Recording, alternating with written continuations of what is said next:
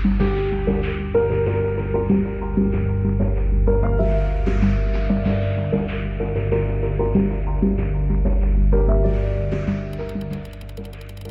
1528 अयोध्या में एक ऐसे स्थल पर मस्जिद का निर्माण किया गया जिसे कुछ हिंदू अपने आराध्य देवता राम का जन्म स्थान मानते थे। समझा जाता है कि मुगल सम्राट बाबर ने ये मस्जिद बनवाई थी, जिस कारण इसे बाबरी मस्जिद के नाम से जाना जाता था। 1855 यहाँ एक हिंदू मुस्लिम दंगा हुआ, जिसके कारण मस्जिद के सामने एक बाहरी घेरा बना दिया गया। इस कार्रवाई ने हिंदुओं को आंतरिक आंगन तक पहुंचने से रोक दिया, जिससे उन्हें बाहरी आंगन में एक मंच पर प्रसाद चढ़ाने के लिए प्रेरित किया गया। साल 1856-57 इस दौरान हनुमानगढ़ी और बाबरी मस्जिद के आसपास एक सांप्रदायिक दंगा हुआ। ऐतिहासिक वृतांत बताते हैं कि घटना से पहले मुसलमानों और हिंदुओं दोनों की पहुंच पूजा के लिए मस्जिद क्षेत्र तक थी। दंगा औपनिवेशिक सरकार को सत्ता हस्तांतरण के साथ हुआ, जिसके परिणाम स्वरूप मस्जिद के बाहर एक ईंट की दीवार की रेलिंग स्थापित की गई। 1859 ब्रितानी शासकों ने विवादित स्थल पर बाड़ लगा दी और परिसर के भीतरी हिस्से में मुसलमानों को और बाहरी हिस्से में हिंदुओं को प्रार्थना करने की अनुमति दे दी। 1885 महंत रघुवर दास ने राम जन्मस्थान के महंत होने का दावा करते हुए एक मुकदमा दायर किया, जिसे 1885 का मुकदमा के रूप से जाना जाता है। उन्होंने बाहरी प्रांगण में राम चबूतरा पर मंदिर बनाने के लिए अनुमति मांगी। 1934 में एक सांप्रदायिक घटना घटी, जिससे मस्जिद को नुकसान पहुंचा। हालांकि इसे बाद में बहाल कर दिया गया। दस्तावेजों से पता चलता है कि औपनिवेशिक प्रशासन ने मस्जिद की मरम्मत और नवीनीकरण को मंजूरी दे दी। साथ ही घटना के दौरान मस्जिद को हुए नुकसान के लिए हिंदुओं पर जुर्माना लगाया गया। 1949 मस्जिद में भगवान राम की मूर्तियां मिली। कथित तौर पर कुछ हिंदुओं ने ये मूर्तियां वहां रख दी थी। सरकार साइट को विवादित क्षेत्र घोषित करती है और प्रवेश द्वार पर ताला लगा देती है। 16 दिसंबर 1949 को के नैयर ने उत्तर प्रदेश के गृह सचिव गोविंद नारायण को बाबरी मस्जिद स्थल पर एक ऐतिहासिक मंदिर के बारे में सूचित किया। बाद में नैयर भारतीय जनसंघ के उम्मीदवार के रूप में लोकसभा के सदस्य बने।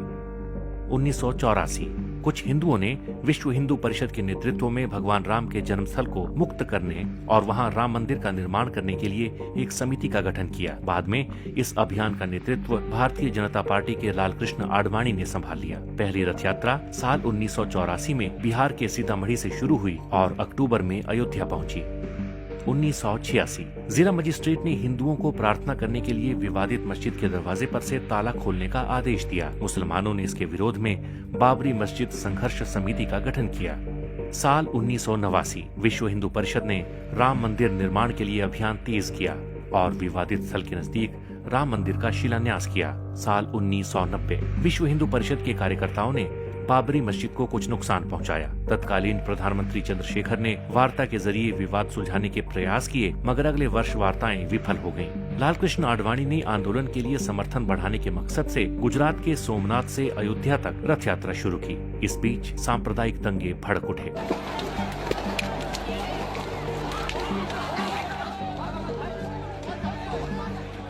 उन्नीस विश्व हिंदू परिषद, शिवसेना और भारतीय जनता पार्टी के कार्यकर्ताओं ने 6 दिसंबर को बाबरी मस्जिद को ध्वस्त कर दिया। इसके परिणाम स्वरूप देश भर में हिंदू और मुसलमानों के बीच सांप्रदायिक दंगे भड़क उठे। दंगों में 2000 से ज्यादा लोग मारे गए। 1993 नरसिम्हा राव सरकार ने लगभग 68 एकड़ भूमि अधिग्रहित करने के लिए एक अध्यादेश जारी किया। बाद में इसे एक कानून के रूप में पारित किया गया।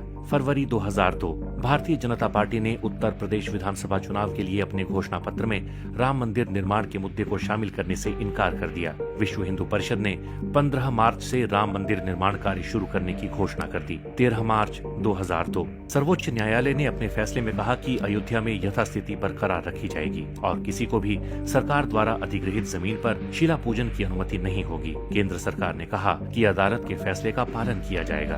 अप्रैल 2003 में इलाहाबाद हाईकोर्ट के निर्देश पर पुरातात्विक सर्वेक्षण विभाग ने विवादित स्थल की खुदाई शुरू की। जून महीने तक खुदाई चलने के बाद आई रिपोर्ट में कहा गया कि उसमें मंदिर से मिलते जुलते अवशेष मिले हैं। मई 2003 सीबीआई ने 1992 में अयोध्या में बाबरी मस्जिद गिराए जाने के मामले में तत्कालीन उप प्रधानमंत्री लाल कृष्ण आडवाणी समेत 8 लोगों के खिलाफ पूरक आरोप पत्र दाखिल किए। अगस्त 2003 भाजपा नेता और प्रधानमंत्री अटल बिहारी वाजपेयी और उप प्रधानमंत्री लाल कृष्ण आडवाणी ने राम मंदिर निर्माण के लिए एक विशेष विधेयक लाने के वीएचपी के अनुरोध को अस्वीकार कर दिया। अप्रैल 2004 आडवाणी ने अयोध्या में अस्थायी राम मंदिर में पूजा की और कहा कि मंदिर का निर्माण जरूर किया जाएगा। 28 जुलाई 2005 लाल कृष्ण आडवाणी बाबरी मस्जिद विध्वंस मामले में रायबरेली की एक अदालत में पेश हुए। अदालत ने लाल कृष्ण आडवाणी के खिलाफ आरोप तय किए। 20 अप्रैल 2006 कांग्रेस के नेतृत्व वाली यूपीए सरकार ने लिब्राहन आयोग के सामने लिखित बयान में आरोप लगाया कि बाबरी मस्जिद को ढहाया जाना सुनियोजित षड्यंत्र का हिस्सा था और इसमें भाजपा, राष्ट्रीय स्वयंसेवक संघ, बजरंग दल और शिवसेना की मिली भगत थी। 24 नवंबर 2009 लिब्राहन आयोग की रिपोर्ट संसद के दोनों सदनों में पेश हुई। आयोग ने अटल बिहारी वाजपेयी और मीडिया को दोषी ठहराया और नरसिम्हा राव को क्लीन चिट दे दी। 30 सितंबर 2010 इलाहाबाद उच्च न्यायालय की लखनऊ बेंच ने अयोध्या में विवादित भूमि को 3 हिस्सों में बांट दिया। सुन्नी वक्फ बोर्ड, निर्मोही अखाड़ा और रामलला विराजमान को मुस्लिम और हिंदू वादियों के बीच 2:1 के अनुपात में 1/3 भूमि आवंटित की गई थी। 21 मार्च 2017 पूर्व मुख्य न्यायाधीश खेहर ने सभी पक्षों के बीच अदालत के बाहर समाधान का सुझाव दिया। साल 2019 में ही सुप्रीम कोर्ट ने पूरी विवादित जगह को रामलला को सौंपने का आदेश दिया। वहीं सुन्नी वक्फ बोर्ड को मस्जिद बनाने के लिए 5 एकड़ जमीन आवंटित की। साल 2020 5 अगस्त को राम मंदिर के लिए भूमि पूजन का कार्यक्रम रखा गया। 22 जनवरी 2024 नए राम मंदिर का अयोध्या में उद्घाटन होगा।